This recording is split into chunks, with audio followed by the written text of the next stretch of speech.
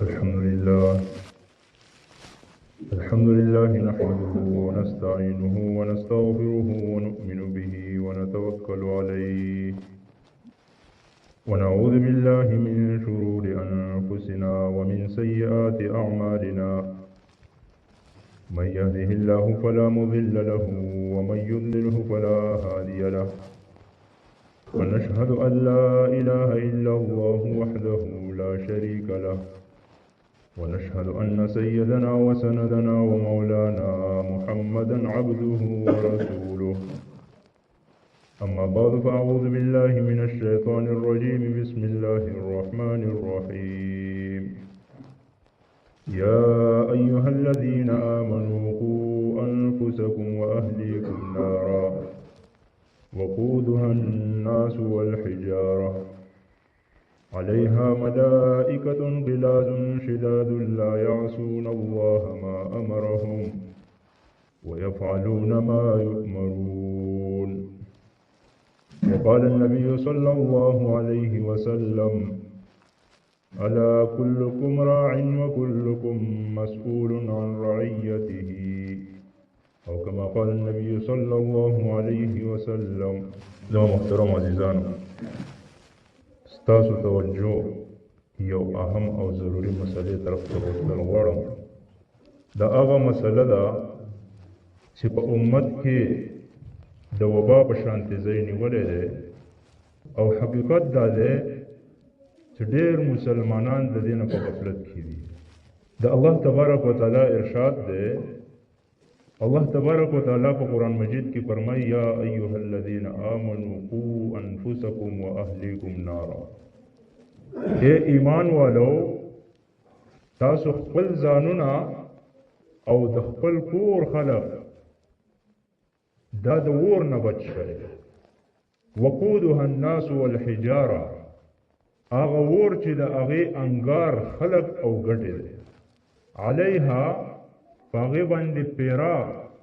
او نگرانان هغه خلق ته ملائکتون چې هغه فرشتي دي او صفت سره بصرن فرشتي شداد غلاظ. دو قسم الفاظ الله تبارک وتعالى دغه فرشتو د صفت لپاره وروړي دي او د دوړو معنا د سختي دا په مزاج کې سختي دي، په شکل او صورت باندې، په وجود باندې، په هر اعتبار سره دا سختي دي. په چا باندې څه قسم رحم هغه نخکاره کوي. یعنی الله تبارک وتعالى د هغه فرشتو نه د رحم صفت اوچت کړی دی. لا يعصون الله ما امرهم. دغه فرشتي چې دي څه حکم دی ته کېږي د هغې نافرماني نه کوي. ويفعلون ما يؤمرون او دیو هغه کار کوي چې کوم دوی ته د الله تبارک وتعالى د طرفه حکم. اوس په دې آیات مبارکه کې الله تبارک وتعالى د څه خبره ذکر کړه چې دا اور څه شی دی. وی اے ایمان والو تاسو خپل ځانونه او خپل اهل او عیال دا د اور نه بچ کړئ. نو دلته معلومه دا شوه چې د مؤمن صرف او صرف خپل عمل او د خپل ذات پورې اوسېدل دا مقصود نه دی په دنیا کې الله تبارک وتعالى. ځکه چې نبی علیه الصلاة والسلام ارشاد دی الا کلکم راع وکلکم مسئول عن رعیته. په تاسو کې هر یو بنده دا نگران دی، دا نگهبان دی د خپل ماتحت خلقو. وکلکم مسئول عن رعیته او د قیامت په ورځ باندې باس تاسو چې کوم رعایا دي ستاسو ماتحت د هغوی په باره کې بس تاسو نه تپوس کیږي. نو معلومه دا شو چې د خپل عمل سره سره د خپل بنده د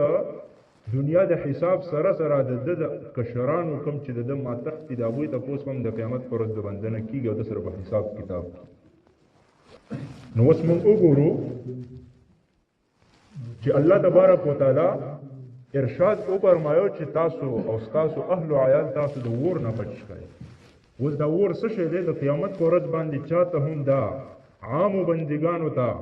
خاصو بندګانو ته دا الله تبارک وتعالى دا طاقت نه دی ورکړی چې دی په هغه ورځ باندې د جهنم نه خلق منع کړي. هغه خلک چې الله تبارک وتعالى او غواړي چې دا به جهنم ته ځي مستحق د جهنم د عذاب به خامخا تیری چاته هم د جرأت نشته په هغه ورځ باندې به خلک ټول بالکل د الله مخې ته ولاړ وي د چا حکم به نه چلیږي د چا بادشاهي به نه چلیږي دا به نه چلیږي چې دا په دنیا کې په عهده باندې او د مالدار او د غریب او د غټ او د کچو د دنیا عهده د دنیا مال د دنیا جایداد د دنیا رعب دبدبه ټول په ټوله باندې ختم که د پوره دنیا بادشاہ دی که د یو ملک بادشاہ دی که غټ دی که کشت ټول به په یو سب کې بغیر د کپړو نه ولاړ د چا به دا جرأت نه کېږي چې زه په چا کې کار وساتم زه په څه خبره کې کار وساتم بالکل د الله د حکم مخې ته به دغه شانتې ولاړې لاس تړلي د چا جرأت به نه کېږي نو په هغه ورځ باندې د اور مراد نه دی او د دغه اور انګار چې دی هغه خلک او ګټې دی معلومه دا شو چې د دې نه جهنم مراد دی وی تاسو خپل ځانونه او خپل کشران خپل ماتح دا د جهنم نه بچ کړئ معلومه دا شوه هر هغه عمل نه تاسو ځانونه او خپل کشران بچ کړئ خپل ماتح خپل لاندې خلک هغه د هغه عمل نه بچ کړئ کوم عمل چې جهنم ته بوتلونکی عمل چغلي ده غیبت ده دروغ دی بغض حسد ده چا سره ظلم کول دی په چا باندې تهمت لګول دي په ناحق باندې د چا حق خوړل دي د تمام هغه خبرې چې هغه په دنیا کې تاسو ته ویلې شوي دي مونږ تاسو ته دا رسېدلي چې دا په قرآن او احادیثو مبارکو کې ویلې شوي چې دا ګناه ده او دا ثواب ده وی د ثواب کارونه کوئ د ګناه د کار نه ځان خپل اهل او عیال بچ کړئ او د قیامت پر ورځ به د دې په باره کې تپوس کېږي حساب کتاب وکړي نو اوس مونږ او تاسو خپل دور خپلې معاشرې ته راشو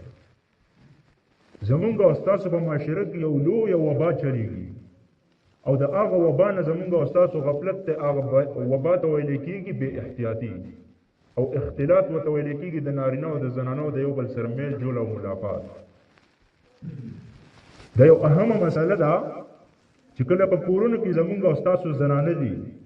دا زنانه ډاکټر ته خپل مخ کاره کولی شي د علاج دپاره یا هغه چې سخت ضروري مسلې له شریعت اجازت ورکړي چې په دې کې زنانه هغه بار ته وته شي مطلب د خپل خاوند د خلکو کرزي په پرده کې د خپل مور پلار د خلکو کرزي په پرده کې یعنی غم خالي خلکو چې د خو لازمي ده کوي وزدا زنانه به څنګه وځي نو په هغه وخت کې نبی علیه الصلاۃ والسلام موجود دی د صحابیاتو مبارک او هغه زنانه چې کومې زنانه په هغه وخت باندې موجود دي چې دا د امت لپاره تعلیم شي چې الله تبارک وتعالى حکم وکړو چې دا زنانه په ټول په پرده کې په قرآن کې الله تبارک وتعالى د زنانو لپاره جلابیب ذکر کړی دی هغه غټ صدر مونږ تاسو ته بیان چې پوښا به زنانو استعمالو وسیم استعمال یا به کې یو سترګه ښکارې ده یا به دواړه سترګې ښکارې دي او په دې انداز کې چې پوره مخ په نه ښکارې ده په دې کې د وته اجازه ورکړو نن سبا سہولت ته د ورکو تنظیم ګوره نبی علیه الصلاۃ والسلام په هغه دور کې فرمایلی چې په هغه دور کې د زنانو د وختو ډیزاین نه و په هغه دور کې فرمایلی چې په هغه دور کې نری کپڑے نه وي هغه پیشنونه چې نن سبا مونږ او تاسو اینو په هغه دور کې د دې بالکل وهم ګمان نو نبی علیه الصلاۃ والسلام ته الله تبارک وتعالى خودلی نبی علیه الصلاۃ والسلام وی اخیری دور نشانی خي چې د زنانو وخت به دي شي لکه د اوخدا کوهان چې د اوخدا نن سبا مونږ او تاسو په خپل دور کې غور وکړو چې هغه نشانی ظاهره شو چې نبی علیه الصلاۃ والسلام په کوم دور کې څومره مخکې فرمایلی دي چې په هغه دور کې د دې پیشنونو د سره وهم ګمان چې هغه د اوخانو په شانتې وخته دم شو بیا هغه زنانه چې نبی علیه الصلاۃ والسلام په هغې باندې لعنت ویلی دی او دا د جهنم مستحق یې ښودلی دي چې دا زنانه به باوجود د دې چې دوی به کپړې اغوستي دا به بربنډي دا به د بربنډو په حکم کې په دې باندې به دغه شانتې سزا وي څنګه چې الله تبارک وتعالی د یو عام زنانه چې بربنډ ګرځي په هغې باندې سزا ده دوه وجې ذکر کړي چې بربنډې به څنګه نن سبا خو نه یو هغه علاقې دي چې کوم ته مغرب ویل کېږي چې پای کې زنانه بربنډې ګرځي او یو هغه زنانه دي چې زمونږ او ستاسو په معاشره کې ګرځي د هغوی کپړې یا نری دي او یا تنګې دي دا دواړه د بربنډې په حکم کې چې په هغې کې د وجود ساه ښکاري دا د بربنډې زنانه په حکم کې د قیامت په ورځ به الله تبارک وتعالی دې ته سخترین عذاب ورکوي نو دا مونږ ته په قرآن کې دا ټکی ښیي دې خبرې طرف ته اشاره کوي چې خپل ځانونه او خپل ماتحت چې کوم خلق دی دا د جهنم نه بچ کړي. نن سبا څه شوي دي نارینه هغه نارینه چې دته مرد ویلی شي او هغه زنانه چې دته عورت ویلی شي. الله تعالی په قرآن کې فرمایي الرجال قوامون علی النساء، نارینه د زنانو په مقابله کې طاقتور دي. نو نن سبا هغه نارینه چې خپل طاقت نه استعمالوي، ظلم مکوا، زیاتی مکوا، خو چې کوم ستا ماتحت دی، ستا اولاد دی، ستا زنانه دي، نو دا پویه کا دا په صحیح طریقه باندې راوله، او که نه وي نو ته به هم د جهنم او د عذاب مستحق او ستا اهل و عیال به ځکه ورته څه نشم ویلی چې هغه زوی مې ډېرې پیسې ګټي، بد اخلاقه ګټي دي، خپل کار دي، ته به د لوږې نه مړ شي. وایي دا حقیقت دی، دا نه پټو، که نه د الله تبارک وتعالی عذابونه به راځي. بله خبره چې په کومو کورونو کې د نارینه او د زنانو په غم خادو کې اختلاط دی، د تره زوی راځي کور ته، د ماما زوی راځي کور ته، د ترور زوی راځي کور ته، دغه کور ته مه ورځه چې ته حیا کوې او ته پاک دامنه زنانه یې او ستا زنانه حیاناکه پاک دامنه د دغه کور ته یې مه لېږه. وایي څه وکړو هغه خلق خفه کېږي، لکه دې خلکو ستا د دې زړه د خفګان رعایت کړی دی. وایي زه درنه خفه شوم، وایي زه درنه هم خفه یم،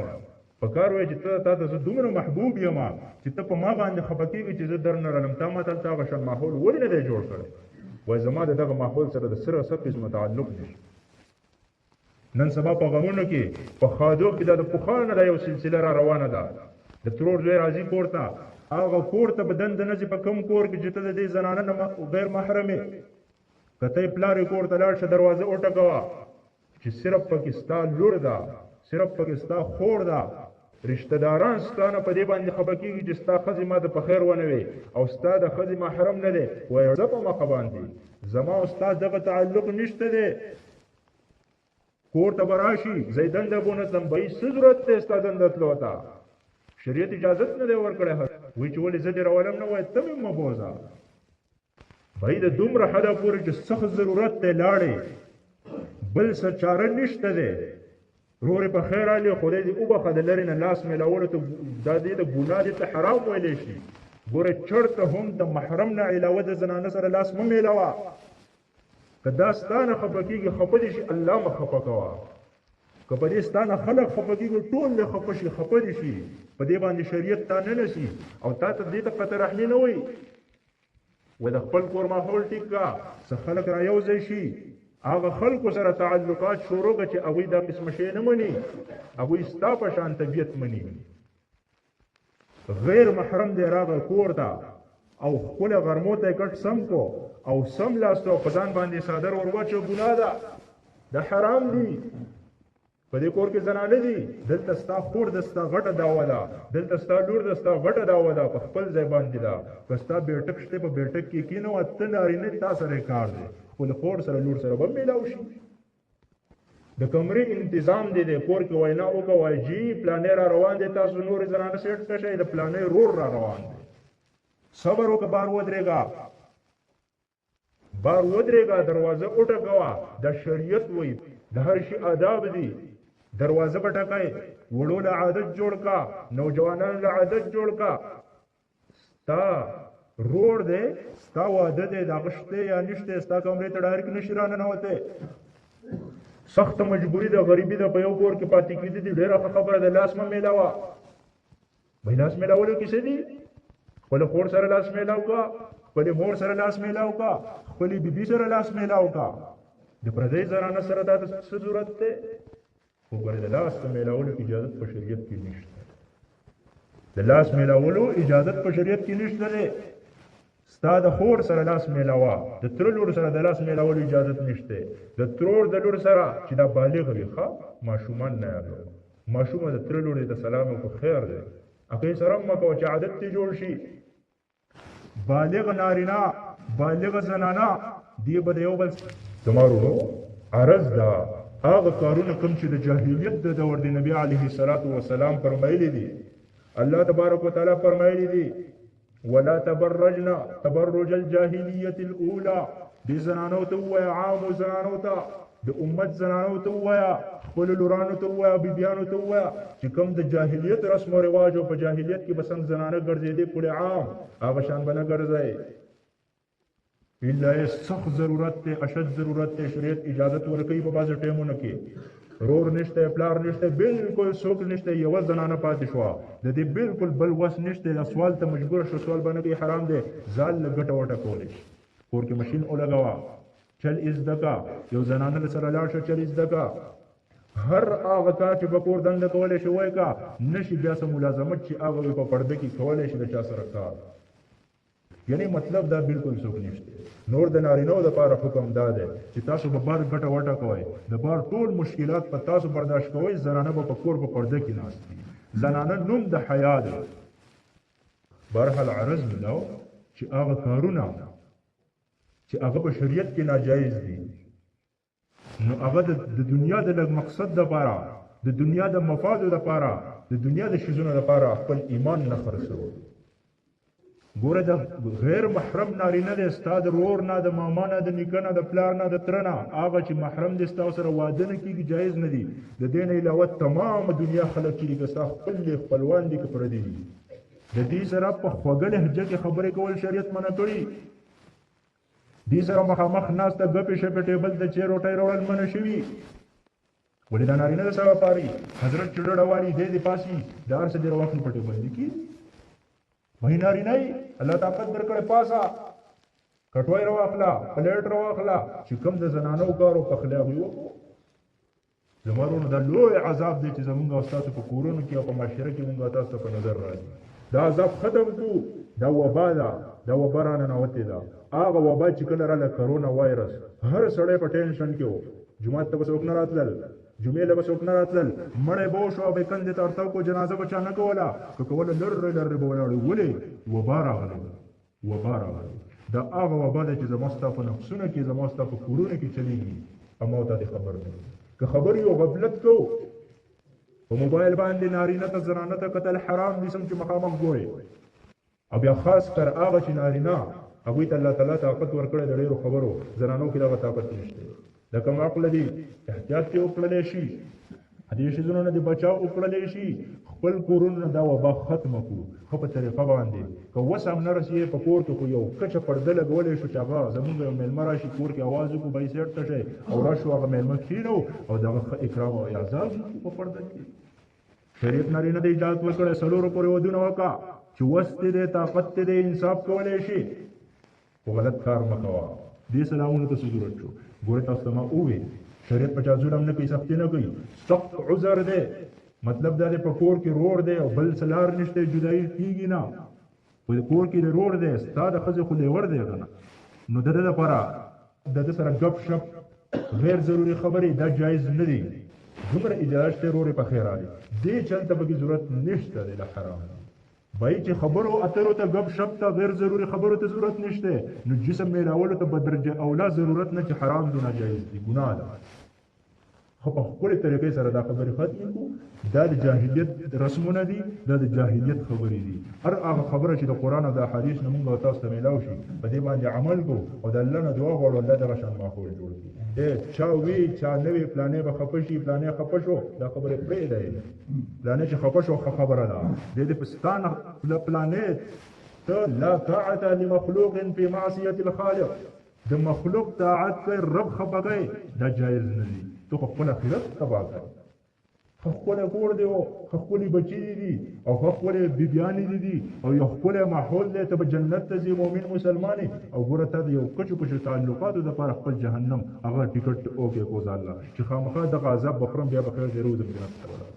دي شي نن نزاد مسافر دا یو لوی وبا ده زموږ د کورونو هغه حیا ختم شو چې د دې پورې چې زنانو د نارینو اختلاط ته سفرخ نه پریوزي